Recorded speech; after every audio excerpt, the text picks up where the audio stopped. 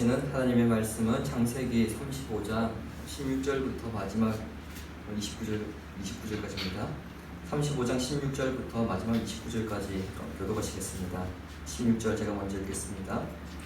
그들이 베델에서 길을 떠나 에브라스에 이르기까지 얼마간 거리를 둔 곳에서 라헬이 해산하게 되어 심히 고생하여 그가 난산을 지음에 상파가 그에게 이르되 두려워하지 말라 지금 내가 또 분남하니라 하며 그가 죽게 되어 그의 혼이 떠나려 할 때에 아들의 이름을 베논이라 불렀으나 그의 아버지는 그를 베냐민이라 불렀더라.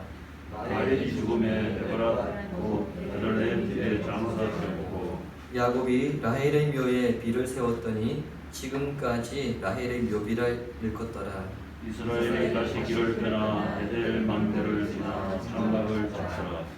이스라엘이 그 땅에 거주할 때에 르우벤이 가서 그 아버지의 첫 빌하와 동침하매 이스라엘이 이를 들었더라. 야곱의 아들은 12이라.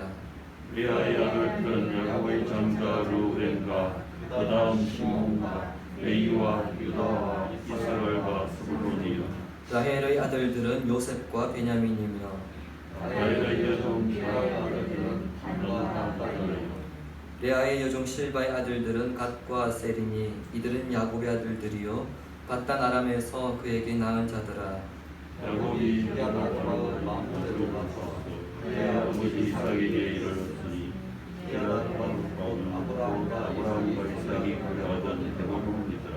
이삭의 나이가 180세라. 이삭이 이삭의 나이가 많고 늙어 기운이 다함에 죽어 자기 열조에게로 돌아가니 그의 아들 에서와 야곱이 그를 장사하였더라. 아멘. 나이를 불문하고 시간이 지날수록 절실하게 느끼는 것은 우리가 살아가는 인생이 결코 만만치 않다는 것이고요. 내 뜻대로 되지 않는다는 것입니다. 그리고 시간이 지나 되돌아보면 내가 생각하였고 계획하였던 것이 이루어진 것도 있지만 나의 뜻과 다르게 흘러갈 때가 너무 많았음을 깨닫게 됩니다. 그 사이에 일어났던 일들 가운데는 기쁜 일도 있었겠지만 말할 수 없을 정도의 슬픔이 있었을 때도 있을 것이고요. 때로는 표현할 수 없을 정도의 분노가 차오르는 때도 있었을 것이고 너무 기가 막혀 말문이 막혀버리는 상황도 있었을 줄 압니다. 여러분 모두 이러한 상황을 경험하시면서 오늘 이 시간까지 오셨을 줄 압니다.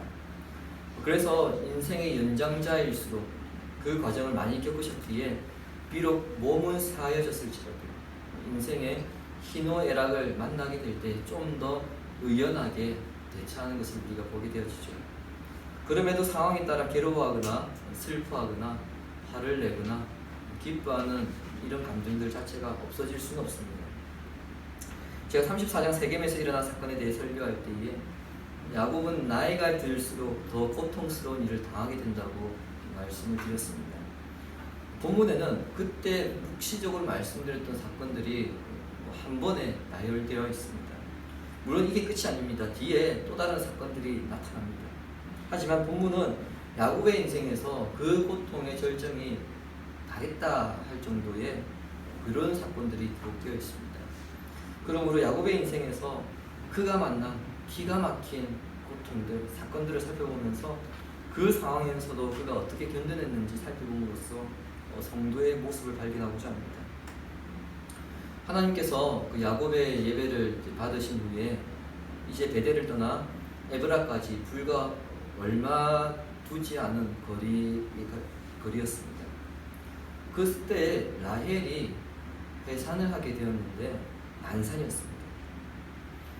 고대 바벨론에서는 귀신이 여자와 아이를 공격한다고 믿었기 때문에 이들을 보호하기 위해서 주문을 적어놓은 문헌들이 굉장히 많이 발견되었습니다. 그 정도로 고대 사회에서 여인이 출산을 하다가 사망하는 경우는 굉장히 많았던 것이죠.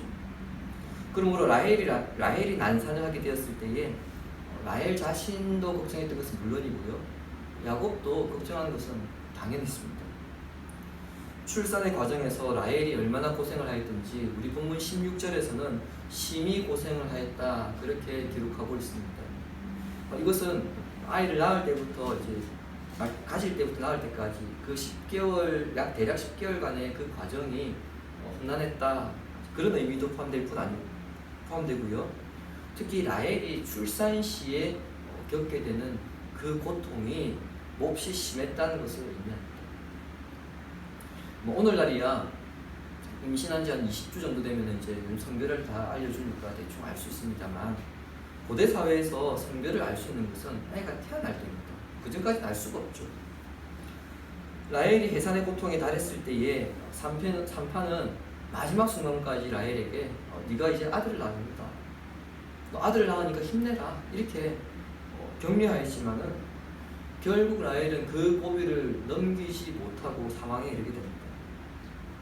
18절에 보시면은 라헬이 죽게 되어 그의 혼이 떠나기 전 아들의 이름을 베논이라 불렀으나 그의 아버지는 그를 베냐민이라 불렀더라, 이렇게 기록되어 있습니다. 여러분, 이것이 라헬이 이 땅에서 있었던 마지막 일입니다. 히브리어에서 떠났다는 것은 그냥 사라져서 없어져 버렸다, 이제 그런 뜻이 아니고요. 어떤 장소에서 다른 장소로 위치를 이동했다, 이제 그런 의미가 포함되어 있습니다. 즉, 이 말씀에서 라헬의 영혼이 떠나기 전이라고 그렇게 표현되어 있는데요. 그렇게 볼 때에 라헬의 영혼은 소멸되는 것이 아니라 육체를 떠나서 다른 곳으로 가는 것을 묘사하고 있음을 알 수 있죠. 그래서 여러분, 기독교는 영혼 소멸이 아니고요, 영혼 불멸을 받아들입니다. 이것은 우리에게 굉장히 중요한 깨달음을 줍니다. 예수 그리스도를 믿어서 성도가 된 사람들은 비록 이 땅에서 수명이 다하여 죽게 될지라도 그 영혼이 사라지지 않는다는 것입니다. 믿지 않는 사람들은 한 번뿐인 인생 즐겁게 살자, 그렇게 이야기하지만 우리는 아닙니다. 영혼이 소멸되는 것이 아니기 때문에 이 땅에 한 번뿐인 인생이 아니고요, 우리의 영혼은 죽어서도 연결되십니다. 그렇기 때문에 우리는 한 번뿐인 인생 즐기면서 살자가 아니고요, 정말 한 번뿐이기 때문에 하나님 앞에서 잘 살아야 하는 것입니다. 아무리 박해를 가하고 신앙을 부인하게 만들도록 때로는 모진 고문을 당한다 할지라도 그 누구도 성도의 영혼까지 어떻게 할 수 없습니다. 성도가 이 사실을 분명히 믿고 깨닫게 될 때에 사실 세상을 두려워하지 않게 됩니다. 그래서 주님은 마태복음 주보에 있습니다. 10장 28절을 통하여 이렇게 말씀하셨습니다. 우리 함께 읽겠습니다. 몸은 죽여도 영혼은 능히 죽이지 못하는 자들을 두려워하지 말고 오직 몸과 영혼을 능히 지옥에 멸할 수 있는 성도가 이 사실을 분명히 깨닫게 될 때에 그 누구도 그 무엇도 두려워하지 않으며 믿음을 신실하게 지켜가게 됩니다. 이렇게 믿음을 지켜가는 사람이 지혜로운 성도이고요, 죽음을 맞기 전에 하나님의 심판을 준비하는 성도입니다. 라헬의 죽음 자체는 참 안타깝죠.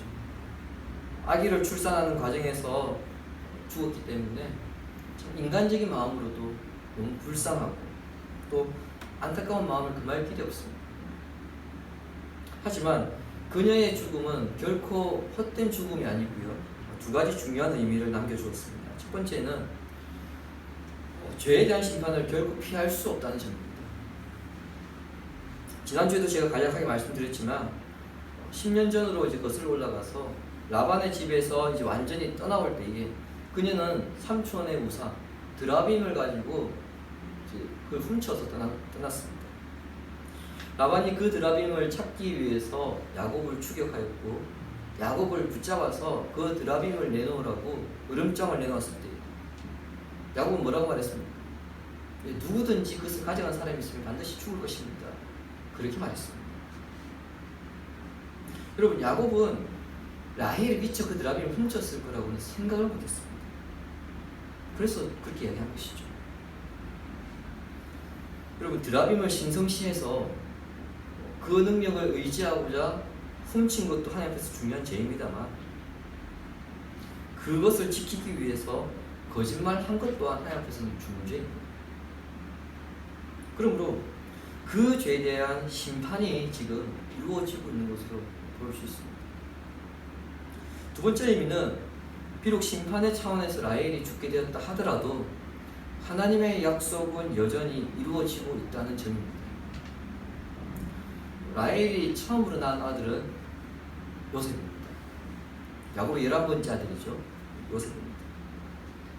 요셉은 본문에서 베냐민이 태어나기 전 16년 전쯤에 태어났습니다. 그러니까 요셉과 베냐민의 나이 차이가 굉장히 좀 많습니다. 요셉이 태어날 때 라헬이 그 아기의 이름을 뭘로 지었냐면요, 요셉으로 지었거든요. 근데 요셉의 뜻이 뭐냐면 아들 하나를 더 주실 것이다, 그런 뜻입니다. 자, 여러분, 결국 라헬의 소원이 무엇입니까? 아들 하나를 더 낳는 겁니다. 근데 그 소원이 이루어지려고 하는 그 순간 라헬이 죽게 되었습니다. 상황이 참 아이러니하죠. 상황은 참 아이러니하지만 하나님은 그 아이가 태어나게 하심으로써 장차 이스라엘의 12지파를 이룰 그 조상들 12아들을 야곱으로 하여금 얻게 하셨습니다. 그녀의 죽음은 죄로 인한 것이라, 죄로 인한 결과라 볼 수 있지만 12지파를 통한 하나의 큰 민족을 이루기 위한 초석을 마련하였다는 점에서 하나님은 아브라함과 이삭과 야곱에게 하신 그 약속을 여전히 이루어가고 계신 우리가 볼 수 있는 것입니다. 누구보다도 이 사실을 야곱이 잘 알았습니다. 그렇기 때문에 라헬이 죽어가면서 지은 아기의 이름, 그 베노니를 받아들이지 않고요, 베냐민으로 바꿨던 것이죠. 베노니는 나의 슬픔의 자식, 나의 불행의 자식, 그런 뜻입니다. 즉, 그 아이의 출산으로 인해서 자기가 몹시 심하게 해산의 고통을 겪게 되었고, 그리고 이로 인해서 내가 죽게 되었다, 그것을 뜻하는 차원에서 이름을 베논이라 지은 것입니다. 근데 반면에 베냐민은 그 아들의 이름을 베냐민으로 이렇게 지었죠. 베냐민은 오른손의 아들이라는 뜻입니다. 제가 어렸을 때에 왼손을 쓰니까 저희 부모님이 저의 왼손을 쓰지 못하도록 왼손을 양말로 묶어놨다더라고요. 6개월 정도 묶어놨다. 요즘은 왼손을 잘 쓰도록 장려하죠. 그리고 왼손을 잘 쓴 사람이 머리가 좋다, 그런 소리를 듣습니다. 심지어 스포츠의 경우에 왼손을 쓰는 사람은 희소성 때문에 더 우대를 받기도 합니다. 제가 야구를 좋아하는데요, 똑같이 145km를 던지는 사람의 경우 왼손으로 던질 때 타자가 느끼는 그 체감은 한 4-5km 더 빠르다고 합니다. 그 정도로 왼손은 희소성이 있습니다. 요즘은 우대를 받죠. 하지만 우리 사회도 불과 얼마 전까지 왼손이라고 하면은 사회적으로 약간 좀 삐딱하게 보는 그런 인식이 있었습니다. 고대 사회는 더 그랬습니다. 팔레스틴 지역과 지금 이스라엘 지역이죠. 그리고 지금의 중동 지역을 합쳐서 우리가 근동 지역이라고 부르거든요. 근데 고대 근동 지역 사람들은 왼손을 쓰는 사람을 장애가 있는 것으로 여겼습니다. 장애자 취급을 한 것입니다. 반대로 오른손을 능력 있고 귀한 것으로 여겼습니다. 그래서 여러분, 오늘날도 베두인들은 손으로 음식을 먹을 때 오른손으로 먹습니다. 왼손잡이를 하더라도 그들은 오른손으로 음식을 먹어야 됩니다. 결국 여러분, 베냐민으로 부른 것은 큰 대가를 치르고 얻은 아이만큼 이 아이는 귀하고 소중한 아들이다, 그런 의미에서 야곱은 베냐민으로 이름을 지었던 것입니다. 라헬은 야곱이 가장 사랑하는 아내였고, 라헬을 위해서 14년간 고생을 했기 때문에 라헬에 대한 야곱의 마음은 굉장히 특별했습니다. 그런 아내가 죽었을 때의 스트레스, 상상을 초월했겠죠. 사람이 살아가면서 겪는 생활 사건들 가운데에 배우자의 죽음이 가장 큰 스트레스의 원인이라고 합니다. 그래서 배우자에 대한 의존도가 클수록 정신적인 충격이 크고 그 슬픔을 극복하는데 걸리는 시간이 더 오래 걸린다고 합니다. 그 가운데서도 노화가 아니고요, 사고나 질병으로 갑작스럽게 배우자의 죽음을 맞이하게 될 때에 정신적으로 본인도 극심한 죽음의 상태에 이르게 된다고 합니다. 그러면 여러분 배우자들에게 있을 때 잘 하시기 바랍니다. 어느 가수의 노래 가사처럼 아직 내 곁에 있을 때에, 숨을 쉬고 있을 때에 잘해줘야 합니다. 사실 웃음이 나오는 이야기 같지만 웃을 일이 아니죠. 사실 짐덩어리 같이 느껴질 때도 있겠지만, 여러분 그때마다 야곱이 겪었을 그 아픔을 생각하면서 잘해주십시오. 죽은 뒤에는 아무리 후회해도 소용없기 때문입니다. 야곱은 라헬을 에브라 지역에 묻은 후에 그의 길을 계속합니다. 우리 역시 살아가면서 사랑하는 자를 잃게 될 때를 만나게 될 텐데요. 그렇다 하더라도 인생길은 계속 가야 합니다. 사랑하는 자가 죽었다고 해서 우리의 인생 또한 중단되는 것은 아니기 때문이죠. 야곱 역시 그의 길을 다시 가는 중에 예루살렘 근처에 있는 에델 망대에서 장막을 치고 거기에 머무르게 됩니다. 그런데 거기서 또 하나의 사건이 터져버립니다. 22절에 기록되었듯이 장남인 르우벤이 야곱의 첩 빌하와 동침하는 것을 야곱이 듣게 된 것입니다. 빌하는 라헬이 자기 대신 아이를 낳으라고 야곱에게 준 몸종이죠. 자, 여러분, 라헬이 죽은 지 얼마 되지 않은 상황에서 이런 일이 발생하는 것, 이것은 여러분 야곱에게 충격을 넘어서 정말 경악을 금치 못하는 그런 일입니다. 그런데 야곱이 아무 말 하지 않습니다. 여러분 좀 이상하지 않습니까? 야곱이 여기에 대해서 아무 말 하지 않습니다. 르우벤이 두려워서일 수도 있고요, 아니면 너무 수치스러워서 차마 말을 꺼내지도 못했을 수도 있고, 아니면 라헬의 죽음으로 인한 충격이 너무 커서 말을 못했을 수도 있습니다. 비록 첩이라 할지라도 고대 근동 지역에서는 첩을 아내로 여겼기 때문에 이것은 율법에서 엄격하게 금하고 있는 근친 상관의 죄를 지금 범하고 있는 그런 상황입니다. 레위기 18장 8절을 보시면은요, 너는 내 아버지 아내의 하체를 범하지 말라. 이는 내 아버지의 하체니라. 이 규례는 단순히 육체적인 관계의 의미를 넘어서 아버지의 권위에 정식적으로 도전해서 빼앗는 것을 의미합니다. 우리가 믿는 하나님은 창조주 하나님이시지만 그분은 질서의 하나님이시기 때문에 하나님께서 정해놓으신 질서를 해치는 것을 용납하지 않으십니다.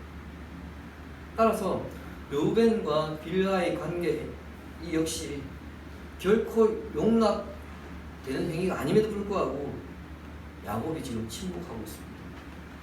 만약 여러분이 지금 이 상황에 처해 있다고 한다면 여러분 가만히 있을까요? 가만히 있으시겠습니까? 가만히 있는 게 더 이상하지 않습니까? 어떤 식으로든 응징을 하든 법을 고소해서 처벌을 하든 우리는 분명히 그렇게 했을 겁니다. 그렇다면 왜 야곱은 아무런 조치도 취하지 않고 침묵하고 있을까요? 그 답을 찾기 위해 우리는 22절을 봐야 되는데요, 22절에서는 한 가지 힌트가 있습니다. 르우벤이 가서 그 아버지의 첩 빌하와 동침합니다. 참, 이 한 구절이 굉장히 중요한 걸 하나 주고 있죠. 르우벤이 힘으로 빌하를 제압하여서 일어난 사건이 아니고요, 상호 동의하에 일어난 것임을 우리가 알 수 있습니다. 둘 중 누구 한 사람의 주도적인 잘못에 의해서 일어난 것이 아니고요, 소위 말하는 둘이 눈이 맞아서 이 사달이 일어났다는 겁니다. 결국 야곱이 아무런 조치를 취하지 못했던 것은 이것은 내가 어떻게 할 수 있는 것이 아니다, 이것을 깨달았다는 겁니다. 너무 깊은 절망에 빠지다 보니까 야곱이 무엇을 할 의지가 없었던 겁니다. 야곱은 이 집안의 가장입니다. 하지만 이제는 나이가 들어서 두 사람을 제어할 힘이 없었고요, 라헬의 죽음으로 인한 그 정신적인 충격에서 아직 벗어나지 못함으로써 이 사건을 냉정하게 살피고 따질 수 있는 여력이 없었습니다. 이처럼 우리 인생 여정에는 우리의 힘과 생각, 의지, 방법 그 어떤 것을 할 수 없어서 깊은 절망에 빠질 때가 분명히 있습니다. 그때 나의 힘으로, 내 경험으로, 나의 방법으로 어떻게 할 수 없다는 것을 인정하고 받아들일 수 있어야 됩니다. 오히려 이것을 인정하지 못할 때, 받아들이지 못할 때에 더 큰 불행한 일을 저지르게 됩니다. 절망적인 상황을 만났을 때에 절망하지는 않되 그 상황 자체는 받아들여야 합니다.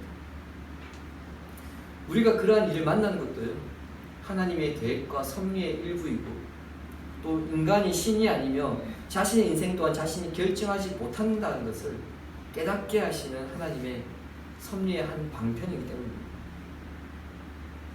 야곱의 경우에 분명 이 상황 자체는 절망을 넘어서 내가 인생 헛살았구나 그런 탄식이 나올 정도로 가족관계에 있어서 심각한 기능장애가 왔습니다. 지금 그런 상황에 야곱이 처해 있습니다. 그런데 여러분, 야곱이 침묵한 이유가 분명히 있거든요. 야곱이 이 가정에 절망적인 기능장애가 찾아왔다는 것을 야곱이 인지했기 때문입니다. 앞에 뭔가 원인이 있습니다. 어떤 원인이냐면요, 야곱은 2명의 아내가 있었습니다. 라헬과 레아 2명의 아내가 있었습니다. 근데 이 2 아내가 출산 경쟁을 벌이면서 2 여종까지 끌어들이게 됩니다. 즉 4명의 여자가 출산 경쟁을 하게 되는데요, 그 과정에서 야곱이 그 어떤 제재도 하지 않습니다. 그리고 더군다나 그 상황에서 야곱은 라헬만 총애를 하겠습니다. 그러니까 이런 불행의 단초를 처음부터 야곱이 제공했던 겁니다. 또한 아들을 대하는 태도에도 원인이 있었습니다. 아직까지 베냐민이 태어나기 전까지니까요. 11명의 아들 중에서 야곱은 유난히 요셉만을 감싸고 돌았습니다. 당연히 첫째가 질투하는 것 당연합니다. 물론 아무리 야곱이 단초를 제공하였을지라도 르우벤과 빌하의 이 동침은 어떻게든 용납할 수 없는 행위인 것은 분명합니다. 그러나 야곱은 그 원인을 자신이 제공한 것으로 여기고 절망의 상황 또한 하나님께서 심판하시는 한 방법으로 받아들였기 때문에 침묵하였던 것입니다.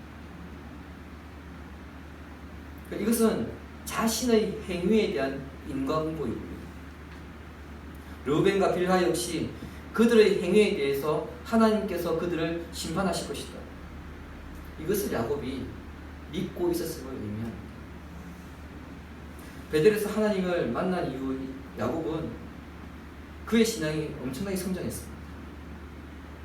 이제 거친 파도 앞에서도 담담히 헤쳐나가는 법을 배우고 있는 것을 우리가 지금 보고 있는 것입니다.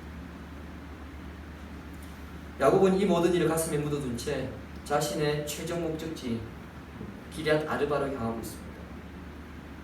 27절에 의하면 기럇 아르바는 헤브론입니다. 형을 피해서 바단 아람으로 도망가기 전 야곱이 살았던 것이고요, 할아버지 아브라함과 아버지 이삭이 인생 노년에 살았던 곳이 헤브론입니다. 그곳으로 야곱이 돌아오는데 비로소 완전한 귀향이 일어난 것입니다. 야곱이 헤브론에 도착했을 때에 아버지 이삭이 아직 살아있었습니다. 우리 성경은 야곱이 헤브론에 도착한 지 얼마 되지 않아서 야곱이 죽은 것처럼 그렇게 되어 있습니다만, 창세기에 기록된 아브라함과 이삭과 야곱의 연대를 쭉 추적해보면요, 최소한 10년을 함께 살았습니다. 이삭이 60세에 야곱이 태어났거든요. 자, 그러면은 이삭이 죽을 때가 180세면은 야곱이 120세 때 아버지가 죽었다는 얘기입니다. 그리고 야곱이 100세가 되기 전에 바단 아람을 출발했기 때문에 상당 기간 아버지와 함께 살았음을 우리가 알 수 있습니다. 그럼에도 야곱의 귀향과 이삭의 죽음이 마치 바로 연결되어 있는 것처럼 우리 성경이 그렇게 기록하고 있는 것은요, 오래전에 야곱이 하란으로 가는 길에 베델에 들었을 때 그가 드렸던 기도대로 하나님께서 응답하시고 있음을 창세기 기자가 강조하기 위해서 이렇게 기록하고 있는 겁니다. 창세기 28장 21절에 보시면은 내가 평안히 아버지 집으로 돌아가게 하시오면 여호와께서 나의 하나님이 되실 겁니다. 이렇게 고백했습니다. 지금 야곱이 아버지 집으로 돌아왔습니다. 이것을 지금 이야기하고 있는 거예요. 창세기 기자가 강조하고 있는 것입니다. 야곱의 거짓말로 인한 나그네와 같은 방랑이 이제 완전히 끝났다는 것을 의미합니다. 뒤돌아보면 원망과 한숨만 나오는 세월이었죠. 그리고 늘 불안과 염려가 가득한 그런 삶이었습니다. 하지만 모든 인생의 거대한 파도를 넘고 이제 아버지 이삭을 장사하면서 지난 시간을 돌아볼 수 있는 그런 시간이 된 것입니다. 주님이 사랑하신 성도 여러분, 야곱의 인생을 보면서 여러분 좀 위로를 받지 않으십니까? 내 인생도 참 기구하다고 생각했는데 야곱의 인생을 보니까 그래도 내가 좀 낫네, 그런 생각이 드실지 모르겠습니다. 야곱만큼 아니지만 우리도 살아가면서 숱한 인생의 파도를 만납니다. 그런데 그때마다 어떻게 넘어왔는지 한번 여러분 되돌아보십시오. 우리는 그 파도를 만나지 않게 해달라고 기도했고요. 그 파도가 나에게 오기 전 잔잔해지도록 우리는 그렇게 기도했으며 하나님께서 힘을 주셔서 그 파도를 능히 이겨내도록 그렇게 기도했을 것입니다. 욥기 14장 1절은 우리에게 이렇게 말씀합니다. 여인에게서 태어난 사람은 생애가 짧고 걱정이 가득하며 우리가 사는 날에 비해서 우리의 염려와 걱정, 삶의 문제가 많다는 겁니다. 즉 인생의 파도가 끊임없이 몰아치는 게 전혀 이상하지 않다는 겁니다. 우리 마음 같아서는 좀 안 왔으면 좋겠고 이제는 좀 인생의 파도가 그쳤으면 좋겠는데 본문을 통해 우리가 깨닫는 것은 피할 수 없다는 겁니다. 그는 내 의지와 내 희망과 상관없이 계속해서 물밀듯이 몰려온다는 거죠. 그러므로 인생의 파도가 쳐올 때마다 그 파도를 인정하고 받아들일 수 있어야 하고요. 인간의 힘으로 어떻게 할 수 있는 것이 아니기 때문에 하나님께서 주신 지혜로 그 파도를 담대하게 담담하게 넘어가는 법을 배워야 합니다. 속수무책으로 당하는 것이 아닙니다. 그렇다고 해서 그 고해 가운데서 하나님의 뜻을 발견하고요. 그리고 지혜롭게 의연하게 대처해 나갈 때에 하나님께 더 가까이 가는 그리스도인이 될 수 있습니다.